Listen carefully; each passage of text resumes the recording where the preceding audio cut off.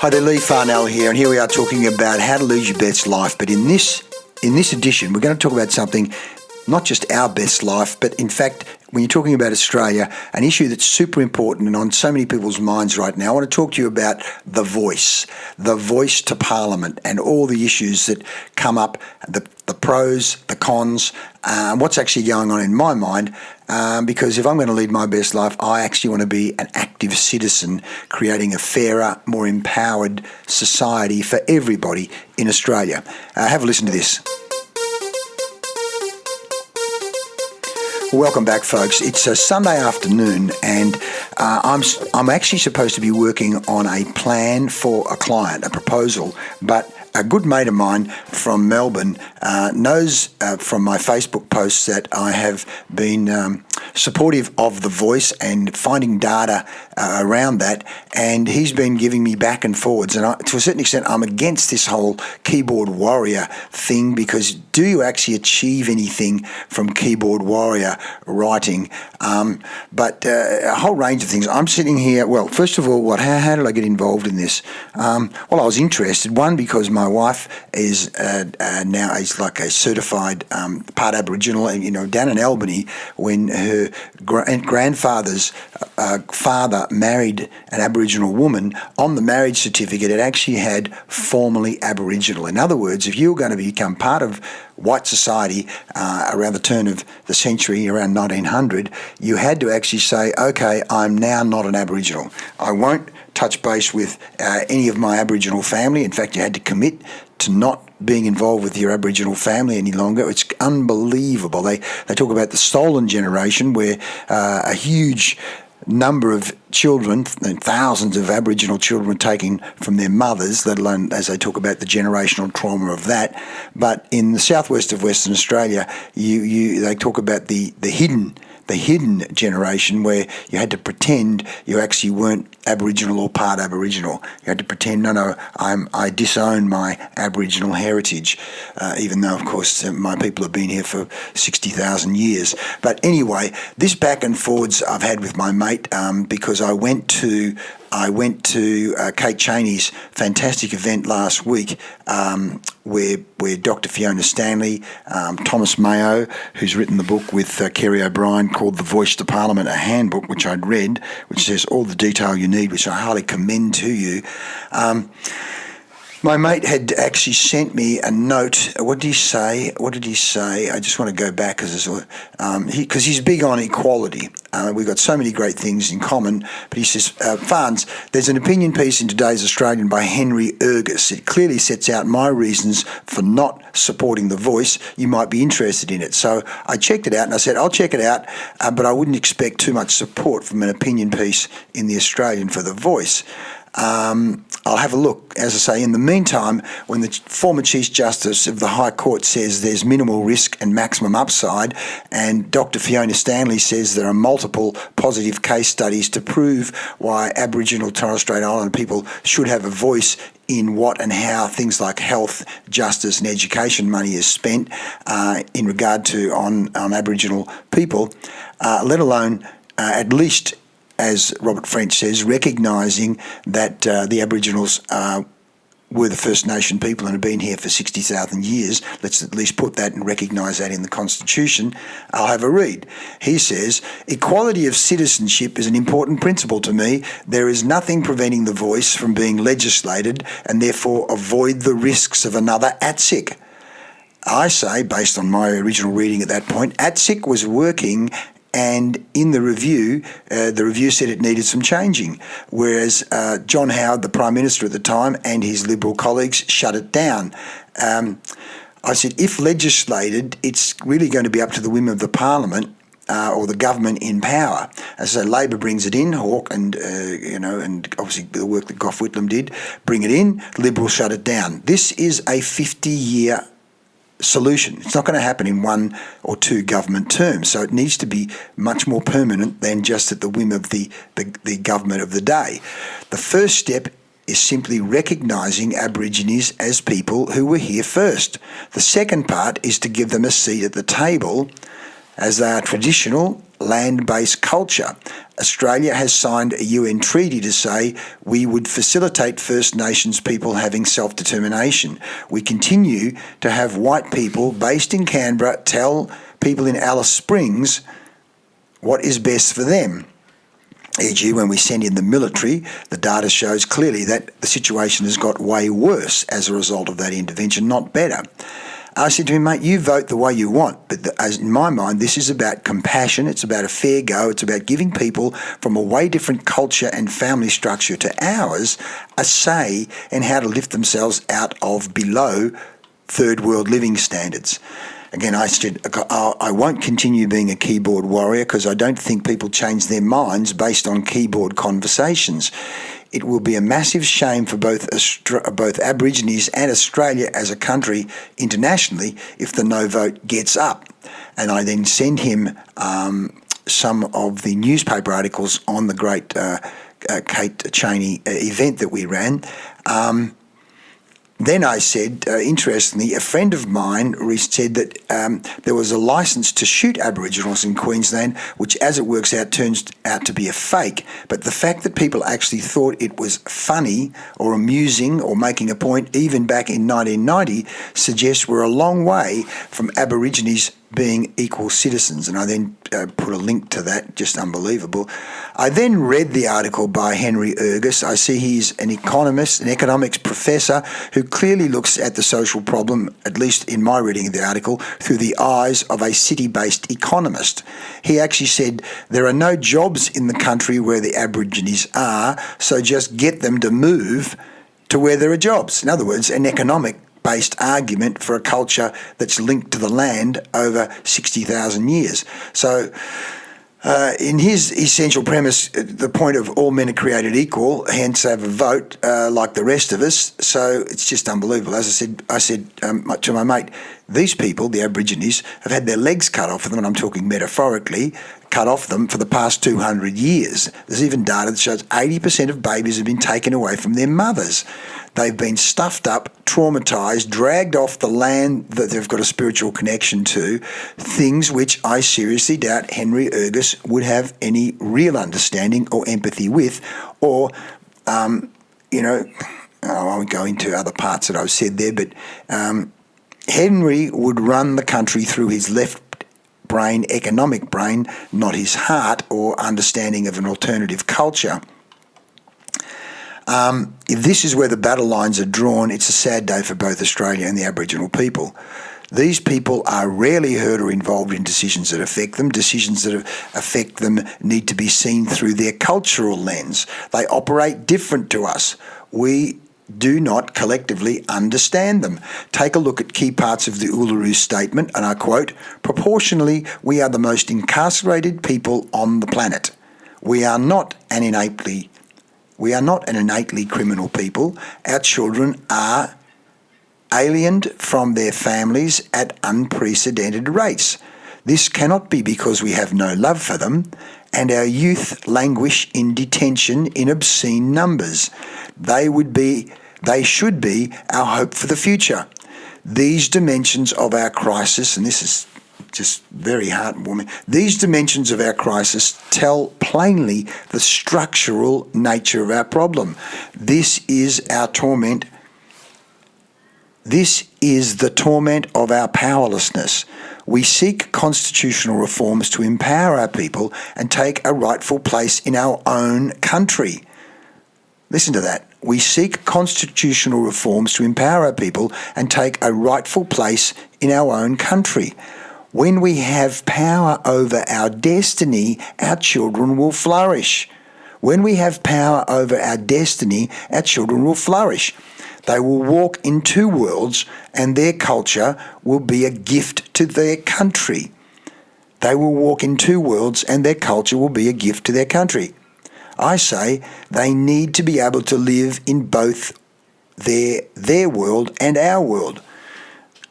Henry Ergus, I seriously doubt, understands the concept of two worlds. And if he does, whatever two worlds he lives in, he's doing okay. The view from the leafy suburbs of Toorak or Warringah or, any leafy suburb is a very different view than the streets of Port Hedland or the streets of Alice Springs or even Darwin or other remote settlements. If this elected group, and this is again, the Uluru Statement is a result of thousands of Aboriginal people meeting in a very organised way to say, what do we want? What are our priorities? This has been a democratic process that's come to this. It's not three people sitting under a tree coming up with it. In fact, it got to the point of, I think, well over 200 people at Uluru coming up with it. And again, some people even walked out because it's a robust process. But the fact is, it's a process that has developed this statement saying, give us a say at the table. And, as I said, the data and the polls and the research shows over 80% of Aboriginal people actually support the Uluru Statement. So, I mean, it goes on and on. I mean, I've since again responded to my mate who then went on to challenge me. He said he did a range of things and he actually delivered health services to the Aboriginal people, etc., etc. But he does say, please tell me why we want a permanent change to our constitution when the same can be achieved by legislation. I said, mate, ATSIC is a great example. Brought in under Hawke in 1990, knocked out 15 years later after review that recommended changes to ATSIC but not its elimination. Our good friend John Howard, Prime Minister, Liberal Prime Minister at the time, got rid of ATSIC, and in fact I've looked it up on Wikipedia and I've put it on my Facebook today, got rid of ATSIC and put in its place a 15-person panel, and those people on the panel were selected by the government. And by the way, the Labor Prime Minister, or the Labor leader, the opposition leader at the time, Mark Latham, who was a very short-lived Labor opposition leader, agreed to the changes on the basis that if ATSIC was abolished, there would be regional and state sub-organisations that would be retained to give Indigenous people a voice in their own affairs and within their own communities. It rejected the notion of merging Indigenous funding into funding for Australians generally. So have a look at it. What Mark Latham agreed to, or the condition upon which he agreed to the abolishment of ATSIC, was never delivered by the Howard government when it set up the next group, the Ministerial Task Force on Indigenous Affairs. Then it set up an Office of Indigenous Policy Coordination. It ended up a bunch of people appointed by the government who were not elected representatives of the Aboriginal people, and it went back to bureaucracy. It went back to the bureaucrats not being able to criticise government policy or initiative, and so it was a disempowerment of the Aboriginal and Torres Strait people. It goes on and on. I mean, I'm probably boring you. If you want to go to check out my Facebook page, but as I said to my friend, mate, I don't want this to affect our relationship, but people. Well, I suppose that's the thing about a democracy. People need to be able to have vigorous, data-based, evidence-based debates, as distinct from debates based on headlines. Headlines, I say, look beyond the headlines, folks. Go check out the data, not just the headlines of some right-wing or left-wing person throwing out a crazy statement which is not necessarily based on fact but an opinion. But I said to my friend, if Fiona Stanley says it's going to have tremendous positive impacts, and she's worked intimately with Aboriginal health services and researched them for over 20 years, I take her word. She's been closer to it and says it's great. And even more importantly is that what we've done in the past has clearly not closed the gap. I'm trying to look for some data right now. I should be doing some work. Check out Aboriginal health results versus non-Aboriginal health in Australia and see how big that gap is. And certainly one of the KPIs of government was to close the gap, and it's not working. So we've got to do something different.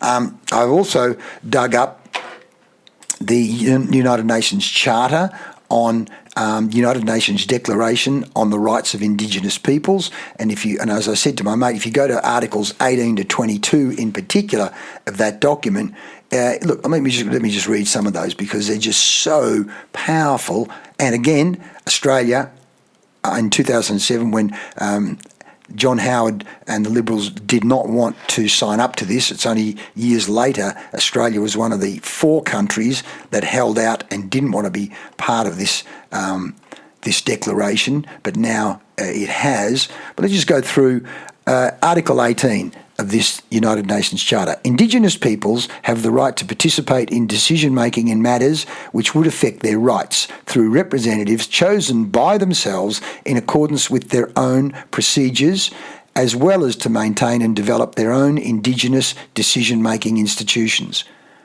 What's the problem with that? Oh, well, they're not equal citizens. They've got their own parallel universe.